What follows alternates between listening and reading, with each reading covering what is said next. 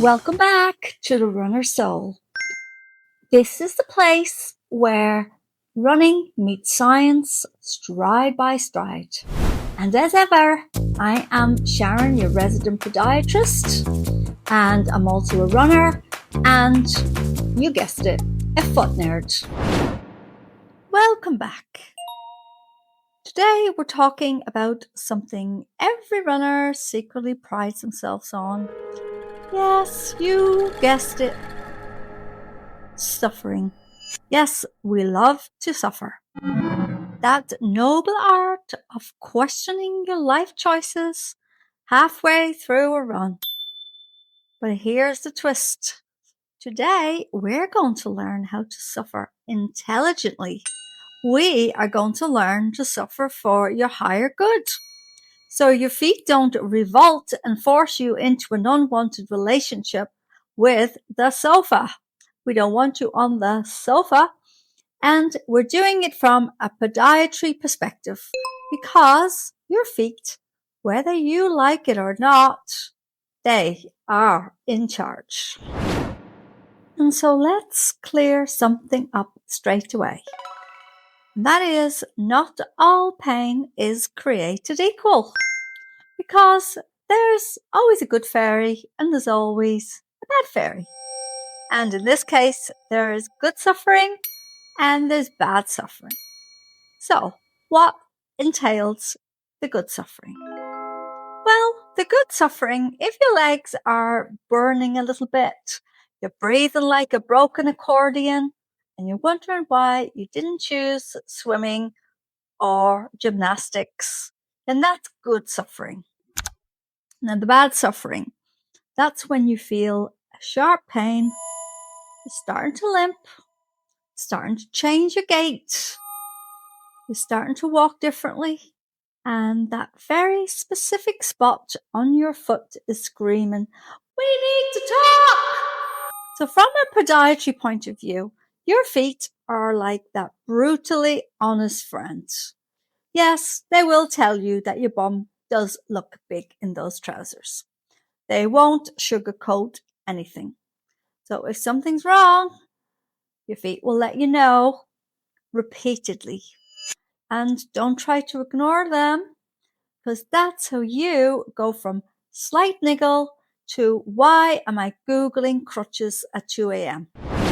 We all need a quick reality check, because every time your foot hits the ground, it's dealing with 3 to 5 times your body weight.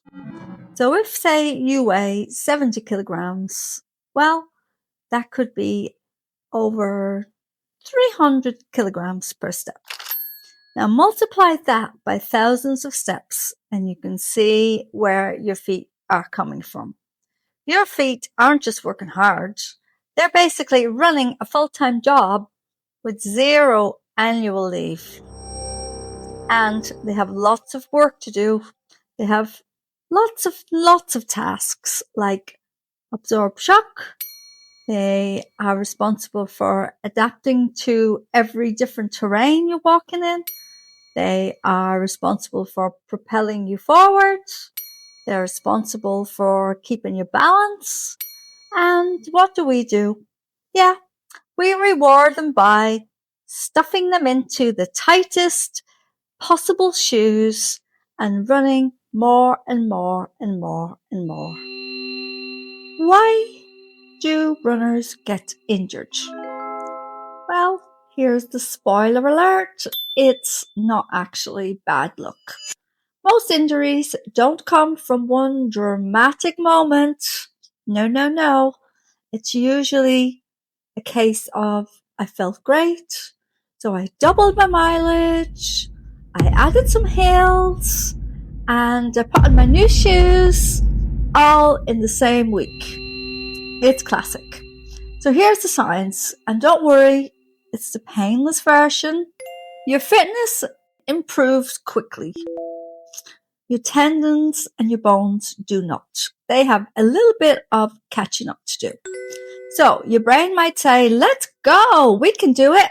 But your feet are saying, we're not emotionally or structurally ready for this yet. So the result is overload. So think of your body like it's like a Wi-Fi connection. So the muscles are the full signal, your tendons are like the buffering, and the bones, well, they're still connecting. And on to the biomechanics, which is very important. And I hear you all say, what does biomechanics mean? Well, that means how you run. And how you run does really matter. So let's talk about how you run. Now, small little things make a big difference, as in everything in life. So if you're overstriding, then that's more impact, that's more stress. Low cadence, that means a bigger load per step. If you've got poor control and you're wibbly wobbly, then your foot compensates for everything. Your foot, it's basically the customer service department of your whole body. And it deals with all the complaints, all the coming down from above, all the shit, basically. Shh. Did I say that? Now, also, if you have bad hip control, the foot has to deal with that. It's got to compensate. If you've got tight ankles, the foot has to deal with that. Yeah, more work, got to compensate. And life stress? Okay, maybe not that one, but yeah, to an extent, yeah, it still does have to compensate in some way. The shoes are helpful, but they are not a magic wand. They are not the magic carpet, unfortunately. So let's address the elephant in the running store. Now, shoes are great, but they are not miracle workers. Buying new shoes while ignoring training errors is like putting on a fancy new tire on a car and then driving into a wall. What's the point?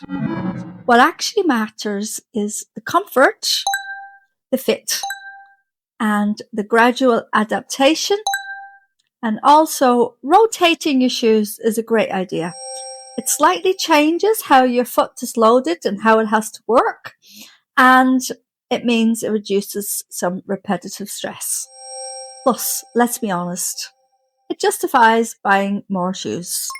And it's nice to treat yourself because you're worth it. And now we move on to strength training. Yes, I'm afraid you do have to do it.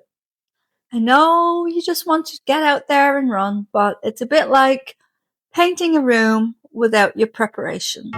Sure, you can slap the paint on the walls, but it's not going to stay there and it's not going to look good for very long. So if you want to suffer more safely, you need stronger feet and legs and muscles. So the key exercises are calf raises. Your ankles will definitely thank you eventually. You need some balance work, which is important for the whole of your life. Because, to be mobile for the rest of your life and not end up in a wheelchair or with walking aids when you get older, it's all about your balance and it's about the strength. So foot strengthening is a yes, yes, yes, yes, yes, yes, yes, yes, yes. Your toes have jobs to do as well. They're not just there to be painted or to be going, I know a lot of men come to me and they say, oh, my wife hates my feet. She looks at them and she goes, you've got ugly feet. Well, you don't have to have ugly feet if you look after them. We will give you tips to have beautiful feet.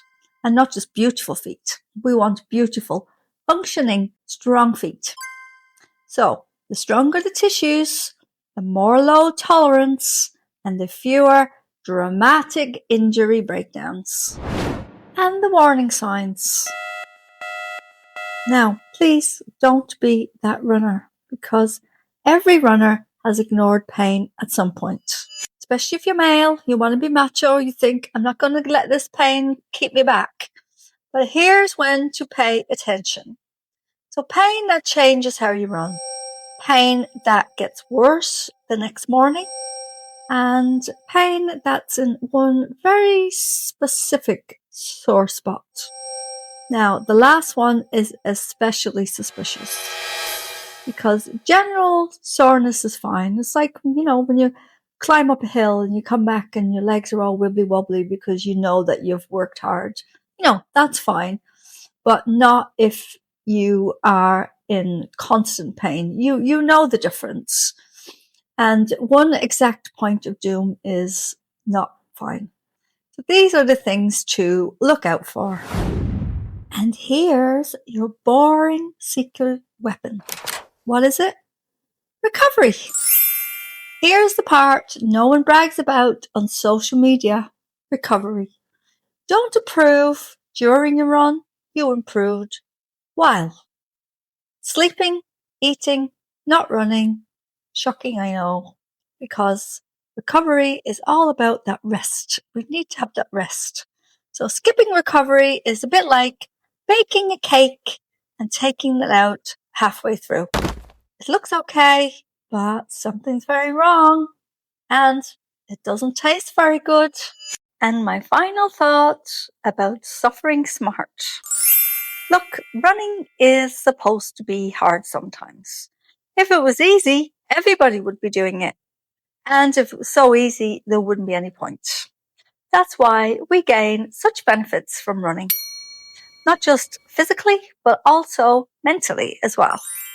And that is all part of why we love it. But the goal isn't to destroy yourself, it's to build yourself.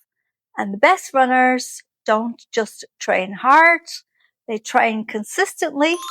They know it's very important to rest and have days off.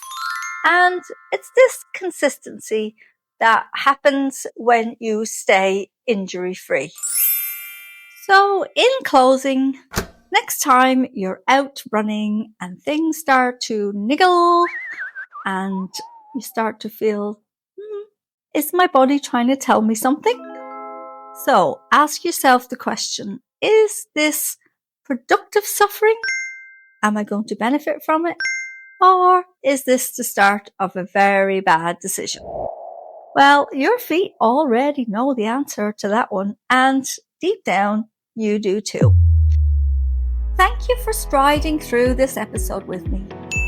And if you enjoyed it, I would really appreciate it if you could leave a comment or share it. And let me know where you're listening from. We're on YouTube, Spotify, Apple Podcasts, Buzzsprouts, and pretty much everywhere you can think of. It genuinely helps more runners discover our podcast. And if you want to be part of the community that shares stories, tips, and supports each other along the way, come join us over on Facebook at the Runner Soul family. If you've got questions about your foot health, about your running, or anything and everything in between, I am always happy to help. And for that reason, I offer online foot consultations. So no matter where you are in the world, we can get your concerns properly sorted.